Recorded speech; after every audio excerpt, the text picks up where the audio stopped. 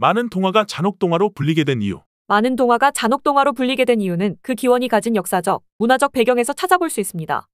오늘날 동화는 주로 어린이들이 즐길 수 있는 순수하고 아름다운 이야기로 각색되어 전해지지만 본래 동화는 성인들을 위한 구전 문학의 한 형태였습니다. 동화는 단순한 오락물이 아니라 그 시대 사람들에게 교훈과 경고를 전달하는 중요한 매체였습니다. 특히 초기의 동화는 종종 어두운 내용과 잔혹한 설정을 포함했는데 그 이유는 여러 가지로 설명될 수 있습니다.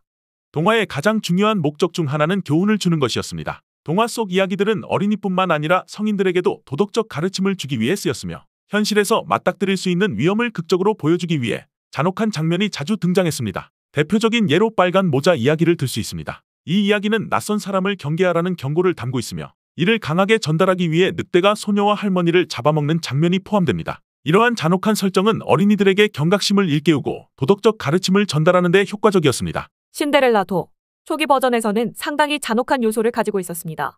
그린 형제의 신데렐라에서 신데렐라의 의부선니들은 신발에 발을 맞추기 위해 발 뒤꿈치를 자르거나 발가락을 잘라내는 극단적인 행동을 보입니다. 신데렐라가 결국 왕자와 결혼하게 되면서 이야기의 결말은 행복하게 마무리되지만 이 과정에서 벌어지는 잔혹한 사건들은 당시 도덕적 교훈을 전달하기 위한 수단으로 사용되었습니다. 또 다른 예로는 백설공주가 있습니다. 오늘날 전해지는 백설공주의 이야기는 비교적 온화하지만 초기 버전에서는 백설공주의 새어머니가 질투에 눈이 멀어 백설공주를 살해하려 합니다. 심지어 그녀는 사냥꾼에게 백설공주의 심장과 간을 가져오라고 명령해 그 장기를 먹으려고까지 합니다. 이러한 잔혹한 설정은 인간의 질투와 탐욕에 대한 경고를 담고 있으며 이야기 속 악역에게 극단적인 벌을 주는 방식으로 교훈을 강화합니다. 동화가 처음 구전되던 중세 유럽 사회는 매우 험난하고 불안정한 시기였습니다.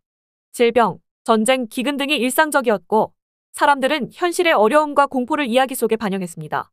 이러한 시대적 배경은 동화의 내용에 큰 영향을 미쳤습니다. 헨젤과 그레텔은 당시 극심한 빈곤과 기근 상황을 반영한 대표적인 사례입니다. 부모가 아이들을 숲에 버리는 비극적인 설정은 그 시대의 빈곤과 생존을 위한 극단적인 선택을 상징합니다. 이 이야기에서 마녀가 아이들을 잡아먹으려 하는 장면 역시 생존과 인간의 본능적인 공포를 자극하는 요소입니다. 피리 부는 사나이는 질병과 사회적 혼란을 상징하는 동화로 해석될 수 있습니다. 이 동화에서 마을 사람들은 피리 부는 사나이와의 약속을 지키지 않아 아이들을 잃게 됩니다. 이는 사회적 재앙이나 위기가 발생했을 때 책임을 회피하려는 인간의 모습을 상징적으로 그린 것으로 당시 유럽 사회가 직면한 공포를 반영하고 있습니다. 동화 속에는 단순한 선과 악의 대립을 넘어서 인간의 복잡한 도덕적 양면성을 표현하려는 시도가 담겨 있습니다. 그린 형제의 동화에서 특히 두드러지는데 선한 인물이 때로는 악한 선택을 할 수 있음을 보여주며 인간의 도덕적 갈등을 이야기합니다. 예를 들어 라푼젤에서는 주인공이 부모의 약속을 어기고 마녀의 정원에서 채소를 훔쳐먹는 장면이 등장합니다. 이는 인간이 처한 상황에 따라 선악의 경계가 모호해질 수 있음을 상징적으로 보여주는 예입니다. 이러한 도덕적 양면성을 표현하기 위해 동화 속에서는 때로 잔혹한 장면들이 등장하게 됩니다. 동화는 처음부터 어린이만을 위한 것이 아니었습니다. 초기 동화는 성인들의 오락물로 성인 청중이 공감할 수 있는 이야기와 설정이 많았습니다. 당시 성인들의 취향에 맞게 어두운 현실과 폭력적인 요소들이 포함되었고 이는 자연스럽게 이야기 속에 잔혹함을 남겼습니다. 푸른 수염은 잔혹한 결말을 가진 대표적인 동화입니다. 이 이야기는 아내들에게 자신의 비밀을 지키라고 명령한 후 이를 어긴 아내들을 모두 살해하는 잔혹한 내용을 담고 있습니다. 이러한 동화는 성인 청중을 대상으로 한 공포와 경고의 요소가 강하게 드러납니다. 또한 잭과 콩나무도 초기 버전에서는 주인공이 거인을 살해하고 그의 재산을 훔치는 도덕적으로 모호한 행동을 합니다. 잭은 단순한 어린 소년이 아니라 기회주의적이고 때로는 잔혹한 결정을 내리는 인물로 묘사됩니다. 이러한 이야기들은 성인의 감정과 도덕적 딜레마를 반영하며 잔혹한 결말을 포함하는 경우가 많았습니다. 동화는 자연의 힘이나 사회적 위기에 대한 이야기를 자주 다루었으며 인간이 자연이나 사회적 위기에 맞서는 과정에서 자연의 위력이나 사회적 혼란을 극적으로 표현하기 위해 잔혹한 장면들이 등장하곤 했습니다. 늑대와 7마리 아기 염소는 자연의 포식자가 어떻게 인간 사회에 위협을 가하는지를 상징적으로 표현합니다. 이 이야기는 아이들이 혼자 남겨졌을 때 위험과 외부의 위협을 강조하며 늑대가 염소들을 하나씩 잡아먹는 잔혹한 장면을 통해 그 메시지를 강력하게 전달합니다. 이솝 우화 역시 자연과 인간의 관계를 통해 도덕적 교훈을 전달하는 이야기로 그 속에는 잔혹한 장면들이 자주 등장합니다. 특히 동물들이 등장하는 이야기에서 강자와 약자의 대립, 포식과 생존의 잔혹한 법칙이 적나라하게 드러나며 이를 통해 현실의 어려움을 상징적으로 표현합니다.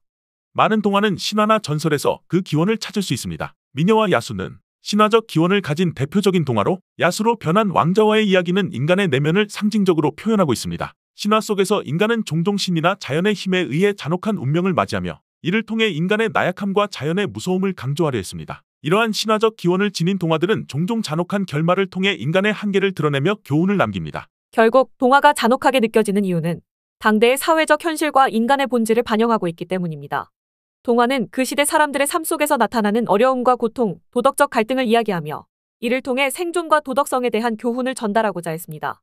이러한 맥락 속에서 동화는 잔혹한 설정과 장면을 포함하게 되었고 오늘날에도 그 잔혹한 면모는 강렬한 인상을 남기며 잔혹 동화로 불리게 된 것입니다. 동화는 단순히 환상적인 이야기가 아니라 그 안에 인간 본연의 욕망과 공포, 사회적 문제를 담아내고 있는 중요한 문화적 산물로서 오늘날까지 전해지고 있습니다. 이 비디오가 유용했다면 좋아요와 구독 버튼을 눌러주세요. 건강한 삶을 위한 더 많은 팁을 공유할 테니 계속해서 성필원 채널을 지켜봐 주세요. 감사합니다.